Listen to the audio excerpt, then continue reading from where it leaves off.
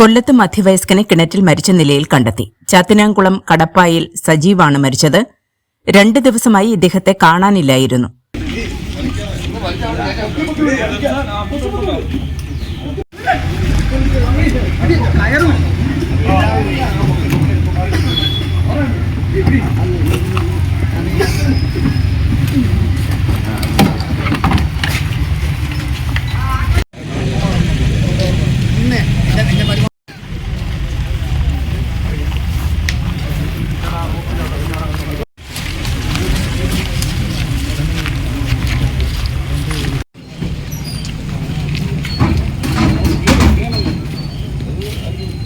ബുധനാഴ്ച സന്ധ്യയോടെ സമീപത്തുള്ള ഒരാൾ വന്ന് നോക്കിയപ്പോഴാണ് കിണറ്റിൽ മൃതദേഹം കണ്ടെത്തിയത്.